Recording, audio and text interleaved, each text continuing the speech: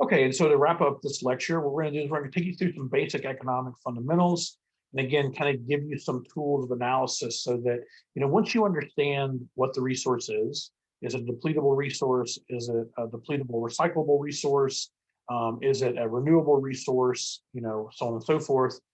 And once you learn a little bit more about the markets that surround that particular resource, you're then able to tell stories, whether it's the story of what moves the global oil price to, why is it that we haven't transitioned from old technology to new technologies such as solar. And you can, of course, base your analysis in economics. I mean, of course, there's political and social reasons as to why some of these things haven't occurred. But at the root of it is typically going to be, your economic issues. One big issue is the elasticity of demand for resources.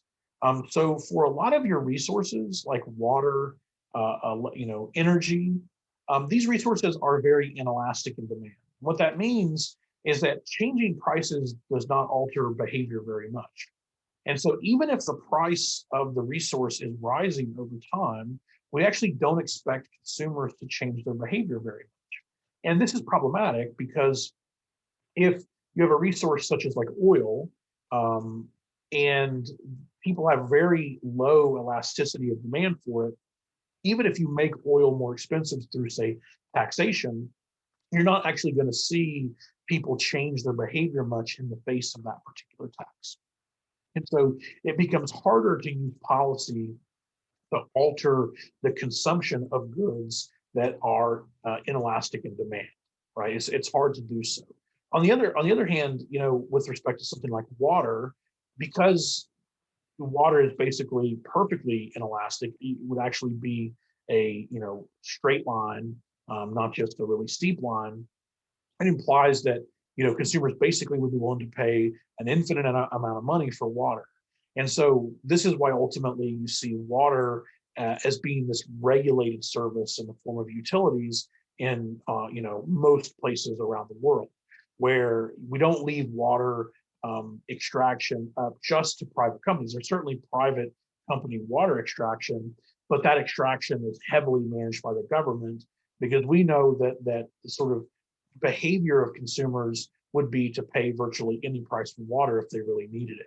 And in those markets where you have really, really low inelasticity of demand, there's often arguments for government stepping in and at least understanding the price dynamics to make sure that people aren't, say, being taken advantage of. A good example of this would be like insulin medication for diabetic folks, right? The elasticity of demand for insulin medication, if you have diabetes, is going to be extremely low. And this means that pharmaceutical companies can basically charge whatever they want, because they know that you have to take the insulin, or you're going to have a bad time, to say the least. And so in those scenarios, we have governmental regulation, at least somewhat, that tries to keep the price of insulin low. Insulin is not something that we can necessarily substitute away from, at least right now. So now people who need insulin need insulin. And so the government intervenes in that market, at least somewhat, to try to keep the price of insulin being a little bit low. And the same is true of water. Now, the problem with water is that when the government intervenes and makes water cheap, this means that we use more water, right? So it goes back to that kind of Javon's paradox. You make resource use cheaper, you're going to extract more of that particular resource. This isn't problematic as long as we're not consuming the water beyond the natural replenishment rate.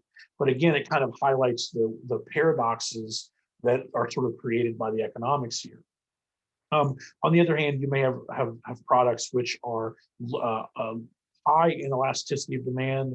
This means changing prices could cause significant substitution effects. So if you make something more expensive, like say through a tax, if it has low elasticity of demand, or sorry, high elasticity of demand, it means it has close substitutes. And so, energy, electricity is going to be a very inelastic demand good. But different sources of electricity, coal, natural gas, renewables, because there are substitutes within them, this means that sort of picking between the energy types is actually an elastic decision. So if you make coal more expensive, but you make natural gas cheaper, people will naturally gravitate towards natural gas, right? If you make renewables cheaper than natural gas, people will choose to consume natural gas, or sorry, renewables. And so while energy itself, kind of, or electricity writ large, is very inelastic because people need energy. People need to power their homes, need to power hospitals and schools and so on and so forth. Within those resources, there are potential for substitutions. And so we can kind of think about, the types as being a little bit more elastic than just energy.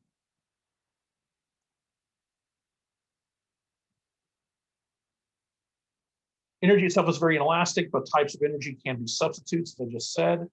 Fresh water is basically perfectly inelastic. Food is contextual.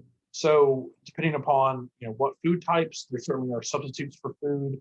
We're seeing that now with like meat, as we're substituting, the vegetable based sort of faux meat products are increasingly being used as a substitute for your traditional beef and other meat products, although those haven't caught on completely yet, but we're seeing that a little bit.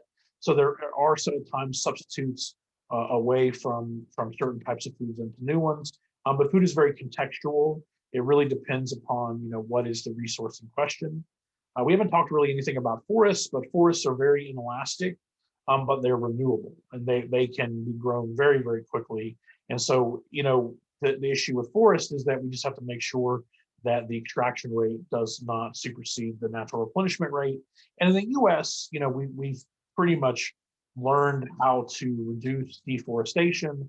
Although in the US, what we've done is we've monocultured a lot of our forests. So we've cut down a lot of old growth, but we've planted them with sort of monocultured new growth. And there's even some sense that by monoculturing, that is taking a very biodiverse forest and turning it into a forest that does not have much biodiversity because there's only one or two types of trees in it now. This might actually be contributing to forest fires. I don't think that the evidence is clear yet, but there is some hypothesis out there that suggests that that's one of the things that's going on in terms of forest fires. Metals and minerals are very contextual here, but generally are not substitutable because usually we need them for very specific things. Cobalt, for example, there's no real substitute for cobalt. We need cobalt for computer chip technology, and we need that particular resource. In, let's say, the case of nuclear energy, we need uranium and plutonium and things like that. There's not really substitutes for uranium, right? There's not really substitutes for plutonium. And so these are very, very specific resources with very, very specific needs and uses. And so sometimes we want to kind of separate like energy resources, food and water resources, and then those sort of resources which are used primarily in the production of retail products, right? And the reason we do that is because energy and water are extremely important. And so those areas are where we see generally the highest amount of government intervention, right? So electricity generation is usually a controlled monopoly utility situation, just like water distribution of the city is a controlled monopoly. So the government directly regulates those particular monopolies. Food is primarily a private industry thing, although the government intervenes, taxes some goods, subsidizes other goods.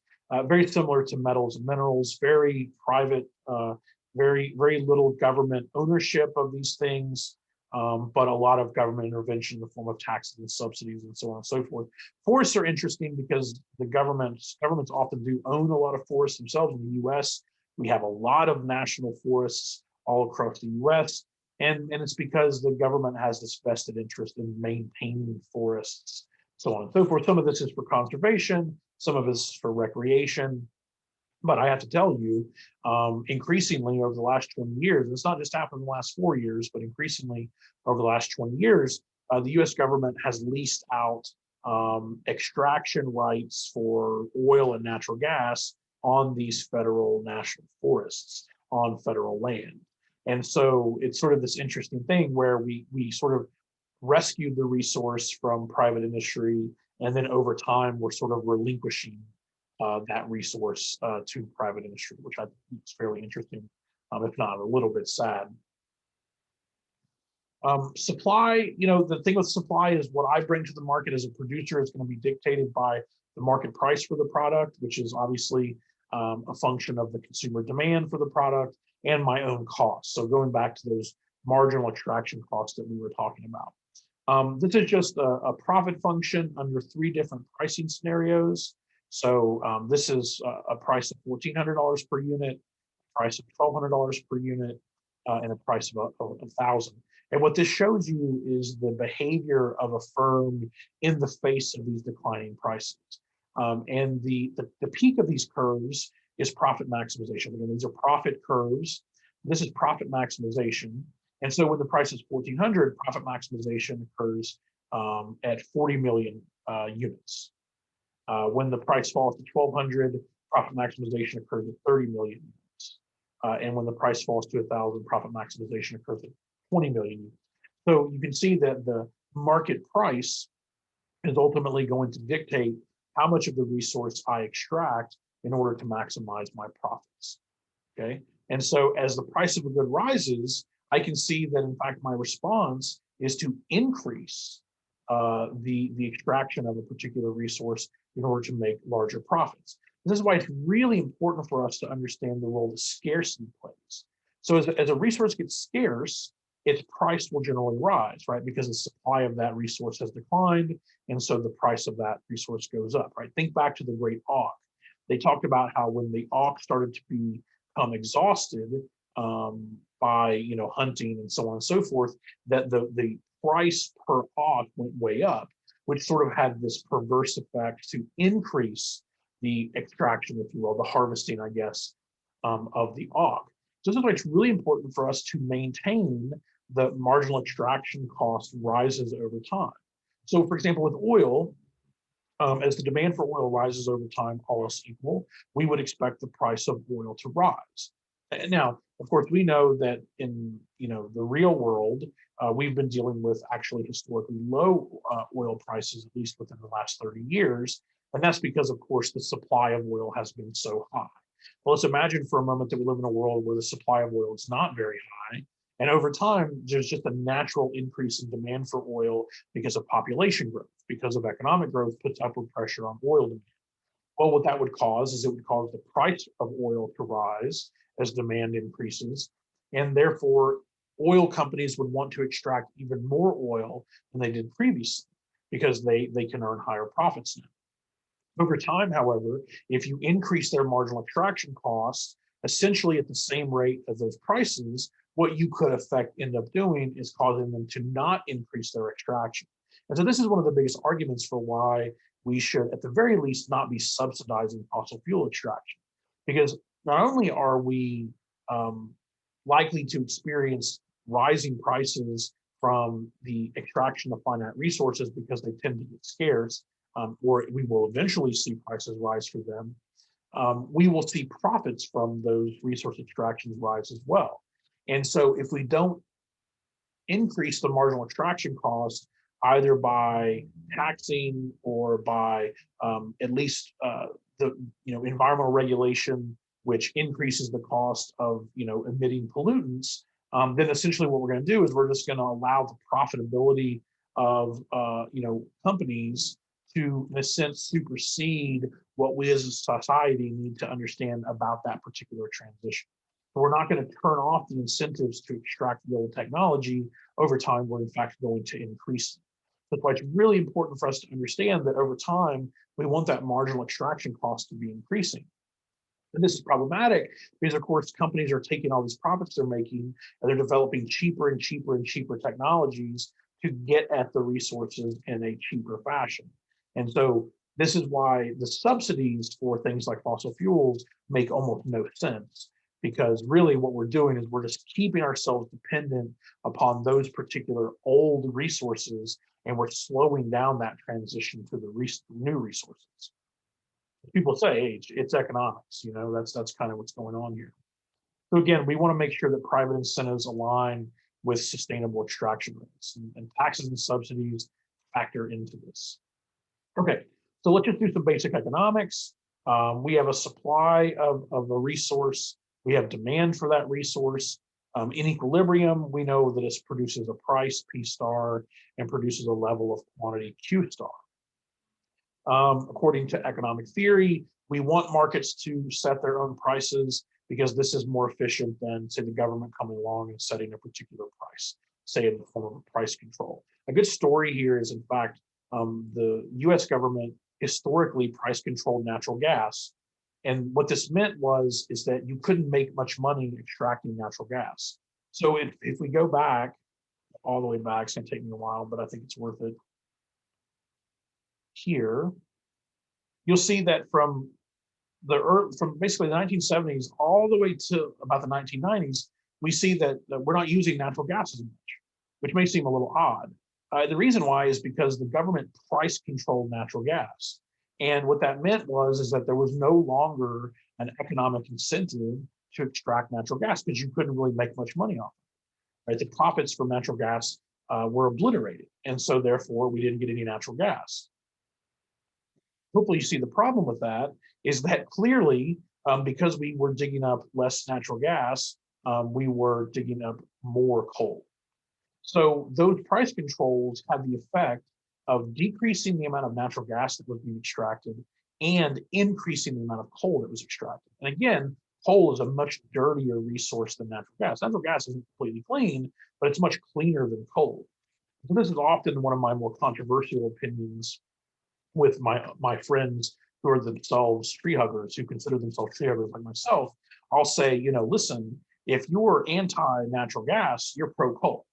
And they kind of look at me like, what do you mean? And I'm saying, get out a graph, look at coal generation versus natural gas generation, and you will see that they move in opposite directions. So when we're increasing our natural gas, we're decreasing coal. And when we're decreasing natural gas, we're increasing coal. So if you want to get off of coal, right, we should support the transition to natural gas. Now, I think what environmentalists say is, well, but look, why don't we transition to a renewable resource? And I think there's certainly an argument to be had for that. But for the last few decades, the technology simply hasn't been there. We haven't been ready to make that particular transition. What we could have done is we could have transitioned from coal to natural gas. And we actually could have done this a long time ago. You can see that back in the 70s, in fact, those two prices were starting to converge. We then price controlled natural gas, completely obliterated its supply, its extraction, and completely jump-started the extraction of coal as well. So the thing with the supply and demand is it enables us to tell those stories. So we can tell simple stories like, what if the demand for a resource increases? We expect the price to increase for that particular resource. What if the supply increases for that resource? Well, then we expect the price to fall. So going back to oil, in the early 2000s, you had sort of booming global economic systems. And so the price of oil was getting really high. If you go back to like 2005, 2006, 2007, we had really, really high oil prices because global demand for oil was really high. So upward pressure being put on global oil prices because the demand was so high. And then, of course, the recession hits in 2009. That removes the increase in demand from oil a little bit. So that puts downward pressure on prices. And then as we cruise on into the 2000s, specifically 2013, 2014, 2015, we then have that price war where Western oil companies and OPEC both are increasing their supply, and it actually has the purpose of decreasing the price of oil.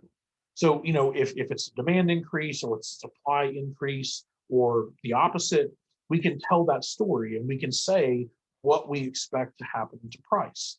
And again, remember, the price of the resource is crucial to our understanding of those transition paths. Sometimes over time, both curves shift. So here to the left, this is a supply increase at the same time as a demand decrease for a particular resource. And then over here, we have a demand increase with supply decrease. So a good example of this would be, electricity from fossil fuels. So the demand for electricity has increased. The supply of fossil fuels, most notably coal, has decreased over time. And so this is going to yield higher electricity prices. And you have to understand is that this is politically problematic. People start to experience higher electricity prices and they complain to their government officials, why am I paying more for electricity? But again, part of the reason why you're paying more for electricity is because within the economics of the resource, we're moving to those transition points. So this is sort of like we're moving away from coal electricity. So electricity is getting more expensive, but that's a good thing because now we can transition to solar because solar is more expensive than coal with respect to electricity generation, right? And by the way, I've said that a few times. Solar being more expensive than other energy sources. This is changing rapidly. In fact, I think within the last couple of years, there's actually been several instances where electricity generated from photovoltaic cells actually was less than the electricity generated from natural gas. So it actually is to the point now where we're actually seeing evidence of that real potential and practical transition point.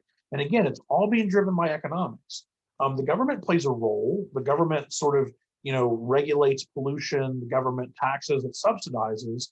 But at the end of the day, the transition is going to occur because of the economics of the situation. And that's a really important takeaway with resources. Yeah, the government can mandate the transition, but that's probably less efficient than if the government eases us into the transition. Tax the old technology, subsidize the new technology, and you will transition from the old to the new in a smooth way. And with respect to fossil fuels, the hope is that if we tax them and we subsidize renewables, we will leave a lot of fossil fuels in the ground. And so not only will we, transition to renewable energy, we will prevent a lot of environmental degradation that occurs because of the extraction of fossil fuels. And then we can even show, if one effect dominates the other. So in this graph to the left, this is demand increasing and supply increasing, but the demand increase is much larger. And so the result is a much higher price. On the other hand, you could have demand increasing and supply increasing, but the supply increase dominates, and so the price falls. And so when you hear about, for example, the price of solar energy has declined, why is that? Well, the demand for electricity is rising. It's because the supply of solar has increased beyond demand. And so now it's in fact cheaper to consume and use solar energy for electricity. Whereas on the other hand, like say with respect to coal, the demand for electricity is shifted much more than the supply of coal. And so the cost of coal is more expensive. So over here we have coal, which is more expensive. Over here we have solar, which is getting less expensive. And again, we're going to transition from one to the other. So you can tell that story, you can chart that story of transition from one resource to another, and you can frame all of this in the context of supply and demand, which of course is the undergirding sort of physics of how we transition to those other resources. And then of course we have market failures and interventions. Resources may suffer a tragedy of the commons, fisheries, water tables, we've talked at length about this. Energy may become exhausted before transitioning to another substitute type. This could be politically and socially discontinuous. We see in Yemen, like I mentioned, with respect to water problems, but it's not just places like Yemen. I mean, even in parts of the U.S., sometimes we've had issues like when drought conditions have caused government to drastically reduce the amount of allowable water that people can use. People start to get up in arms about that, right? The farmers out in California, for example, in those years where California was going through those terrible droughts, the farmers protested often the limits that the government was trying to place on what farms could use for irrigation purposes. So that alone caused some political ill will, caused some political disturbance. And this wasn't even a situation like we have in Yemen, where literally people don't have access to clean water. This is a situation where farmers felt like they were being told to cut down their irrigated water more than what was sort of feasible for them as farmers. But even that caused those problems. And of course, energy, minerals, and metals have tremendous negative externalities. Food, large agri-feed businesses, your big agricultural farms, your beef farms, your pork farms, your chicken farms.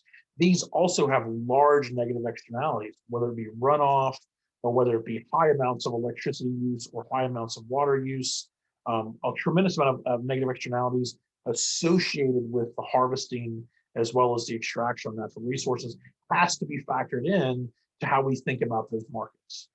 Okay, so if we're paying extremely cheap prices at the store for ground beef, then that means we're likely not paying for the environmental damage that's being caused by the creation of that ground beef.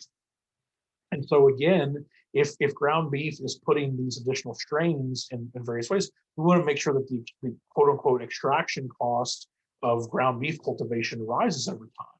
Of course, what we do is we subsidize farms in the U.S. So this again, it kind of feeds into this broader conversation we're having about how government intervention can solve problems, but oftentimes because of political lobbying or because of various political realities, we don't see that occur.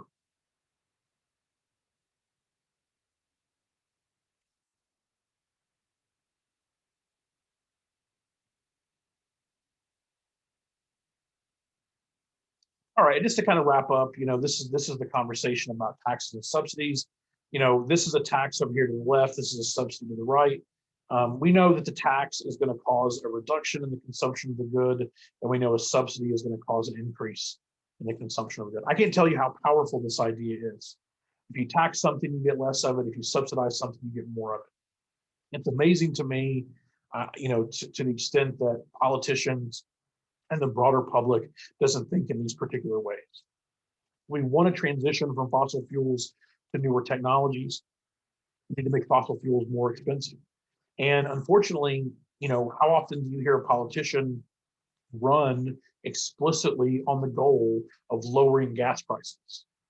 I mean, this comes up in local elections, national elections. I'm going to keep your gas prices low, right? But if we want to transition from fossil fuels to newer technology, we want gas prices to be rising, right? We want the marginal extraction costs to be rising, which in turn the company is going to pass those costs on down to the consumer. So a lot of times, what is preventing us from tackling environmental problems and resource problems is that inability to recognize that sometimes the answer is to pay more for something. But that's a very, very politically um, unpopular thing to say. And so politicians are reticent to say it. They're even more reticent to actually do it. So even the politicians that say they're going to increase the cost of oil or whatever, they ultimately aren't able to do it. Or when it comes to subsidizing the good things like subsidies for solar, subsidies for wind, subsidies, for hydrogen power and things like that. Again, we know kind of what we could do to get more of it, but it becomes politically impractical for us to subsidize solar at the same time we're subsidizing fossil fuels. Right? Those two policies are in conflict with each other. The point of subsidizing solar is so we speed up the transition from fossil fuels to solar, or subsidize wind. We're speeding up the transition from fossil fuels to wind.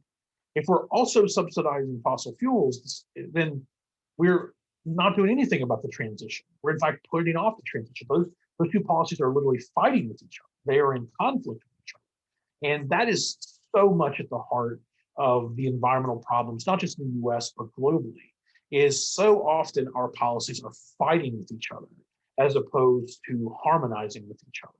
And so I really think that that's a big sort of part of the way that I think about a lot of these problems is like, if you want to transition from fossil fuels to clean technology, we need to make fossil fuels more expensive and we need to make clean technologies cheaper, right? And that's straightforward. That's in a sense logical. And I think a lot of people know that, but it becomes, do you have the political will? Do you have the guts to actually accomplish those particular things? And of course, my hope is, and I'm sure your hope is that one day we'll get those politicians with guts. And I think we've elected some recently that are doing some very, very good things on the environment, but years and years of not seeing it occur has certainly made can make someone cynical. But I do think it's important for us to realize that a lot of this is a process, and it's taken us a long time to sort of get to this point. We have a lot more answers than we used to, but we don't know everything. And when it comes to technology improvements in renewable resources, those are still occurring. And there's a lot more, let's say, willingness on the part of consumers to absorb those price increases from old technologies as long as you promise them that cheaper, cleaner technologies are coming later. I think that can be kind of part of the social contract for how we get people to buy into this transition. If you say, look, yeah, you're going to have to pay more for these dirty energy sources, but eventually you're going to get these cheaper, cleaner energy sources, and that is just a natural incentive trade-off there. So if we want to have that transition, if we want to make sure that we're extracting resources in a sustainable way, we need to make sure that the economics of the situation are producing those outcomes. And if the economics, the natural economics are not, just like in the case of negative externalities, then the government, will want to intervene to reduce the problem. But then, of course, the question is, how does the government intervene to actually reduce the problem and not simply make the problem worse?